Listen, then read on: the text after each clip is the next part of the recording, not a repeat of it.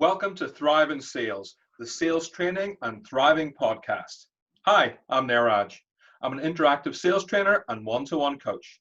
I get results for small businesses and deliver training to large corporates like Barclays, NatWest, and Santander. I'm author of 2 Amazon best-selling books. And I'm Keith. I've sold technology services into investment banks throughout my career, and I sales-led one of the largest ever software outsourcing contracts ever awarded, over $1 billion. I'm a sales coach and also visiting lecturer at Aston Business School. Now, every week we'll bring proven strategies to help you generate more sales. Plus, we'll bring well-being experts onto the show to give you the knowledge, strategies, and takeaways you need to thrive in sales. Now, this week's topic is dealing with the competition, and our special guest is Jane Hooper. Now, Jane uses her direct experience, knowledge, and technique she has gained over 30 years to support you with successfully navigating the immediate challenges you are faced with. And she does that by rewiring your brain. Jane, welcome to the show. Thank you. Now, competition in sales. I've made, it's interesting, when you make mistakes once, you really shouldn't make them again. But as human nature, we just do. Yeah. And I remember the last big mistake I made. It was back in 2011. I became a manager for the first time, and I'd inherited a few members of staff. And one of them was a guy who'd been in the business for 15 years, and he was an appalling salesperson. He spent his whole life being successful through incoming phone calls. But now we just had a recession because it was 2011. And there were no more incoming phone calls, and he couldn't make outbound calls. He was too lazy, and I fired him. I had to fire him. He was being damaging to the business and the culture. And he went and set up a competitor. And the way he sold, he would criticize our business. He would be dishonest. The way he behaved was terrible. And he contacted one of my competitors, one of my clients. And I said to my client, "Don't do business with this competitor. They are terrible. Why are you doing business? I fired this guy. He was terrible." It kind of seemed like the right thing to do. And the client was so offended that I had questioned him, that they actually complained to my boss. So I look like the bad guy. So you got to be really careful whenever you criticize the competition. And should you spend time dealing with the competition? Should you outsmart them? It's a good question that comes up a lot. Keith, what are your thoughts on how do you deal with the competition in sales? Yeah, they're really important. One of the, it helps contextualize the sale, because it's not just you and the client, it's you and the client and the competition, and actually the external market, whatever the external market's doing as well. So your pitch, if you like, your value proposition, which I keep going on about, has to adjust to take into account what the competition are going to say and what the client wants to buy.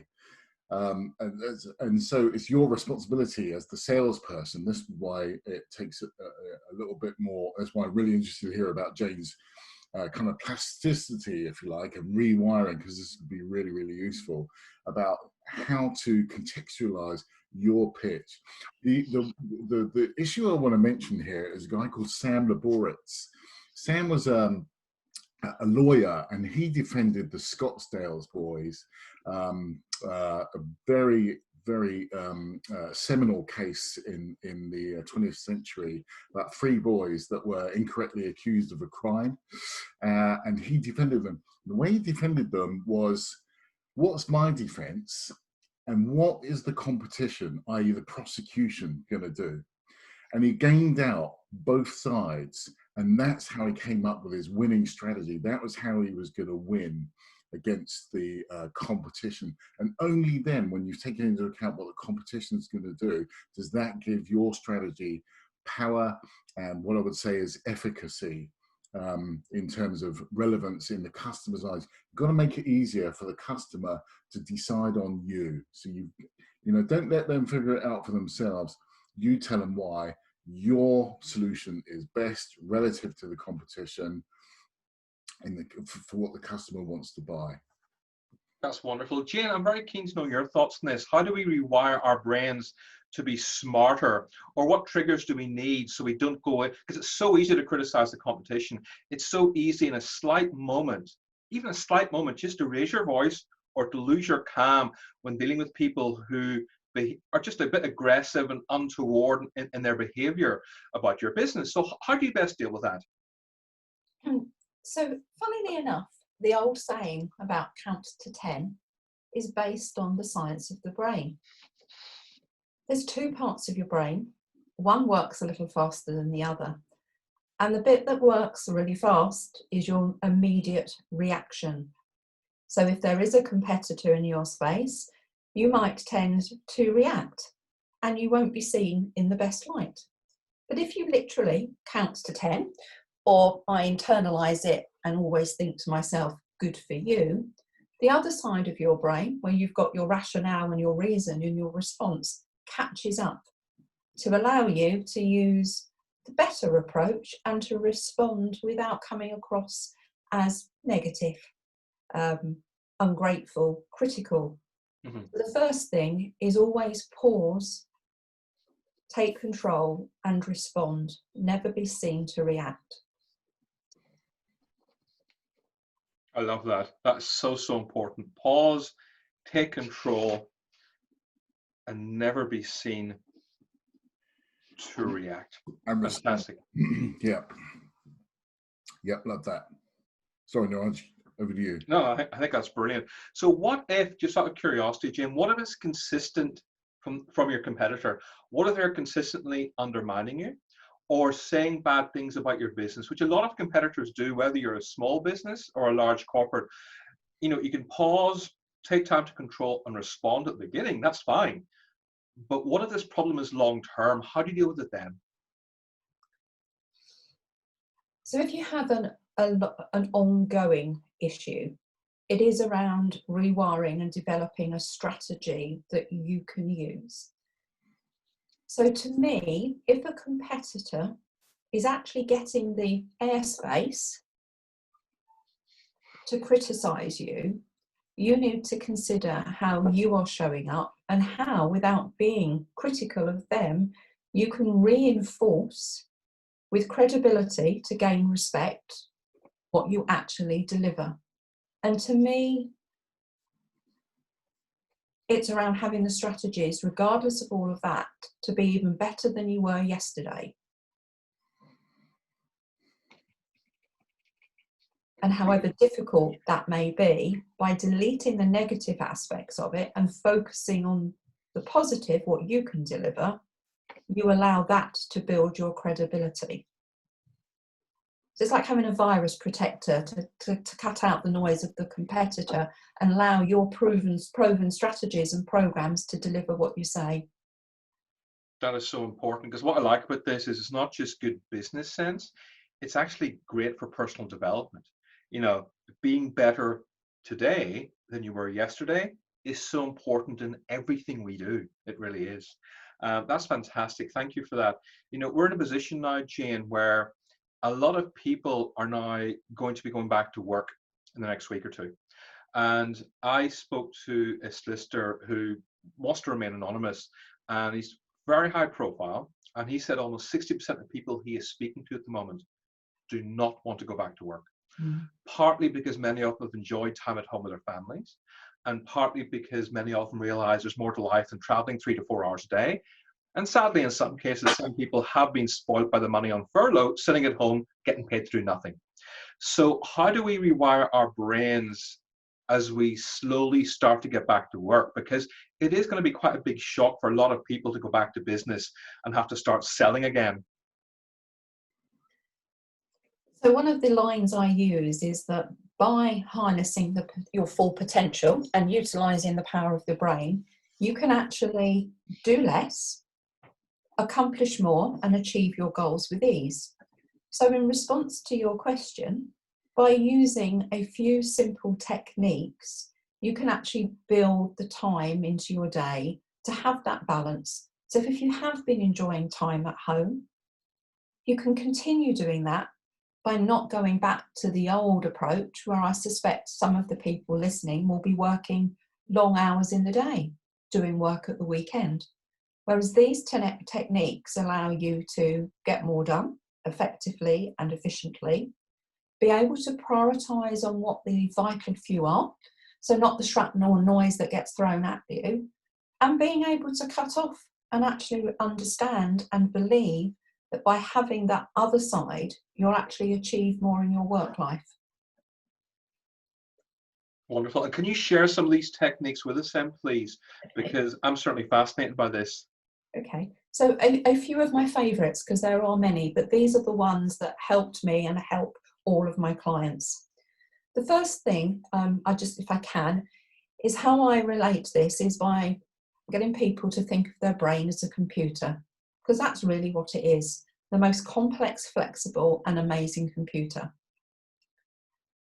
And if you think about your computer, laptop, mobile phone, you know it needs energy, it needs data management, an operating system, effective programs, and various other things to make sure that it works for you.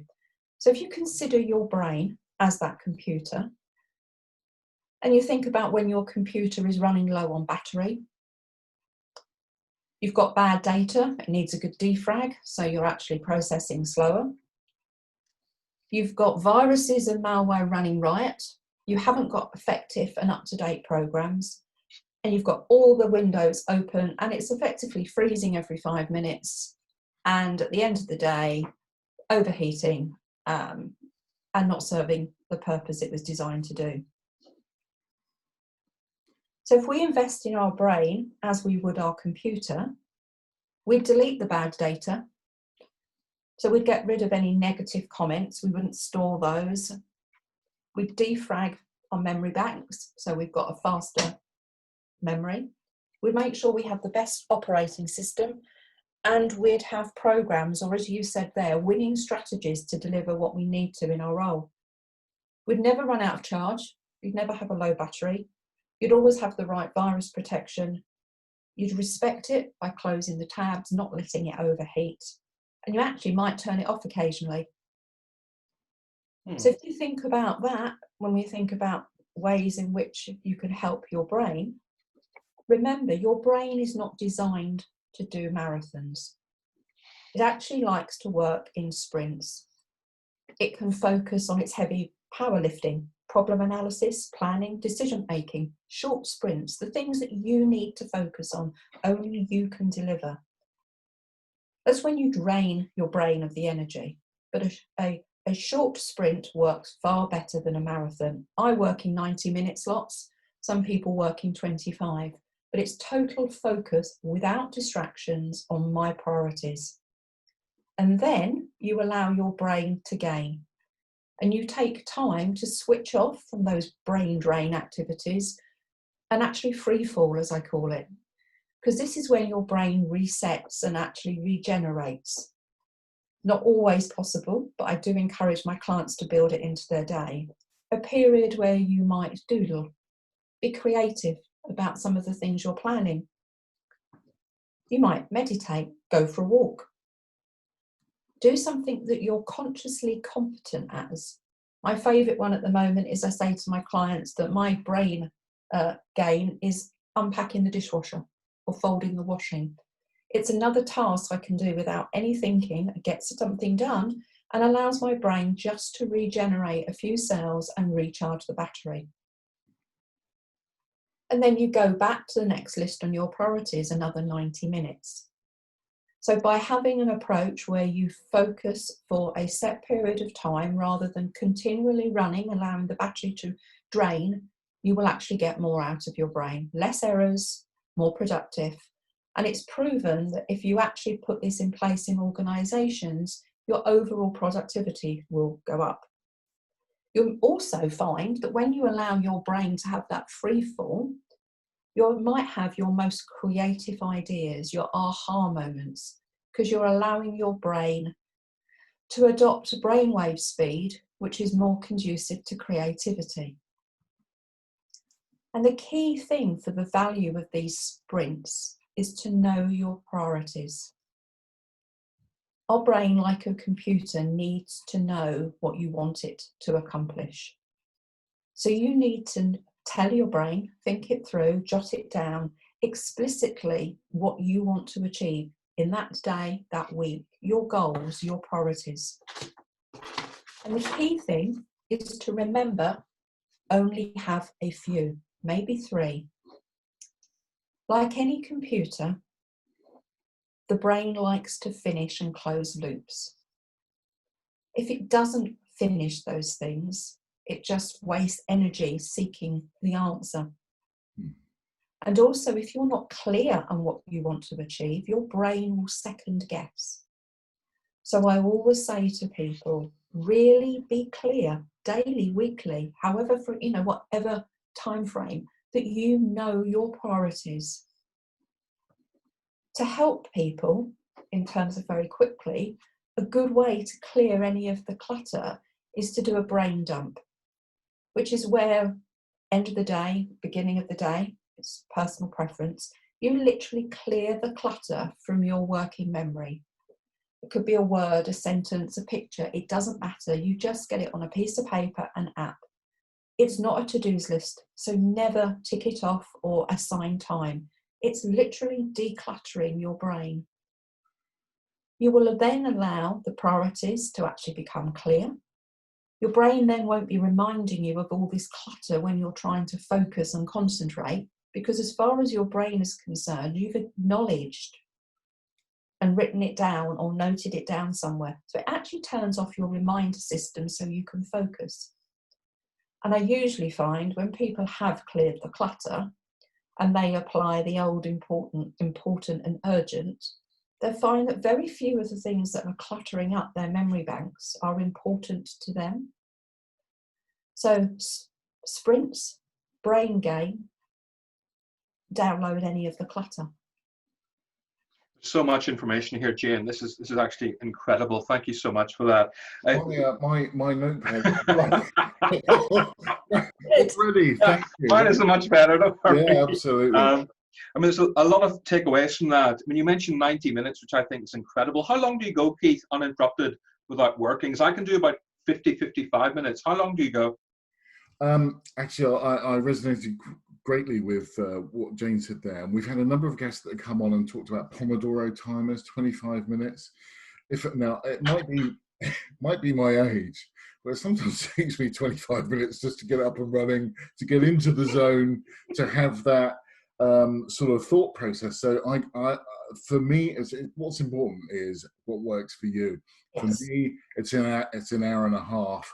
That's the lowest overhead for my brain, but also allows the maximum, kind of thought creativity, and some brilliant things have come out of that. But the big thing that, as Jane was talking, and that was slapping me around the face, is clearing the clutter, because I must have a to-do list, like many people, with a million things on, which are actually just all noise.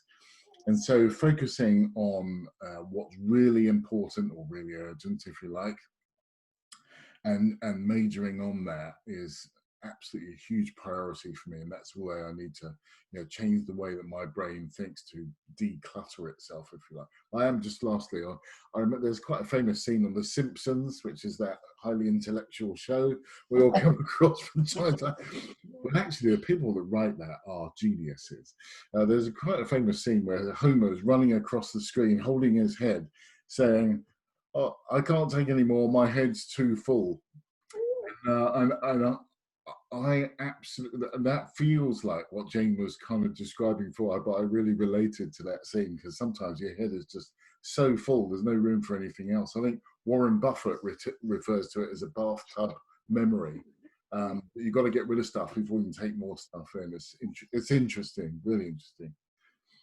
That's fantastic. Well, look, so much of what Keith and I teach in sales training is not just listening to what people say, it's actually taking action, and action points are absolutely vital. So I'm just going to share some of these takeaways again for everybody at home. So don't criticize the competition. Look at improving yourself first, which is very important. Anytime you feel you're about to criticize, count from 1 to 10, pause, take control, and respond. Don't be seen to repeat. Then in terms of the health side, just compare, think of your brain as a computer. You have a computer every single day. My antivirus runs, it declutters. Exactly the same thing needs to happen to your brain. Allow it to declutter, allow it to switch off with walks, and meditation, and all these things are so, so important. Keith, what do you want to add to that, please? Yeah, I mean, I wrote down so many some really great comments on there. But one thing I would like to, as this relates to competition, which is the major focus of the sales element of this particular episode, is around competition. Is about making yourself more valuable to that client than your competition. And some of that is going to be in your behaviors, and we go back to never criticize your competition. You're just giving them more airtime, and it looks bad also.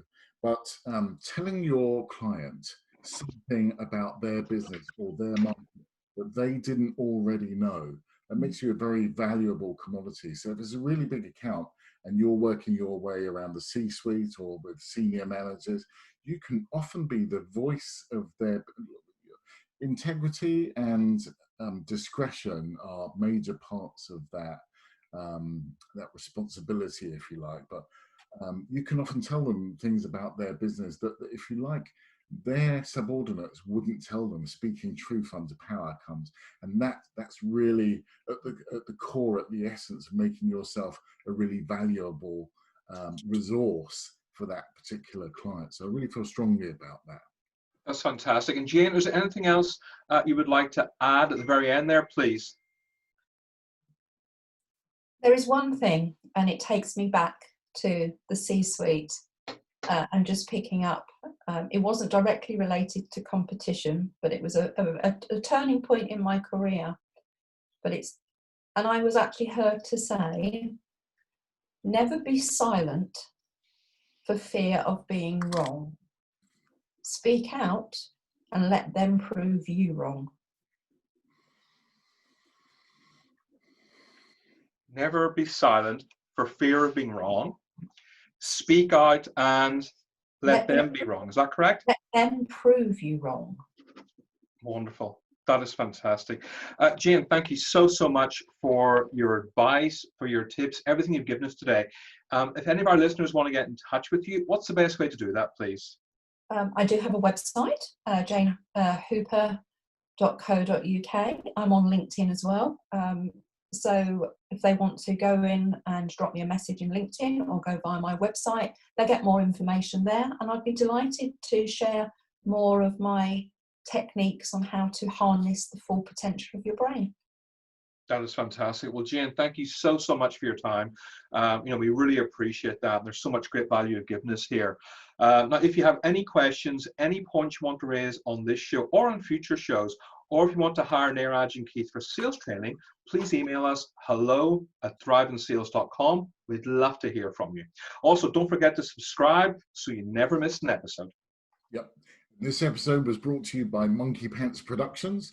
Monkey Pants are a podcast production company helping businesses into the world of podcasting through bespoke workshops and professional standard recordings. For more information, you can contact them at pete@monkeypantsproductions.co.uk. Now, Keith and I are both massive fans of the TV show Frasier. So until next week, we're wishing you good sales, mental health. Thank you so much, everybody, for joining us. Thank you. Thank you very much.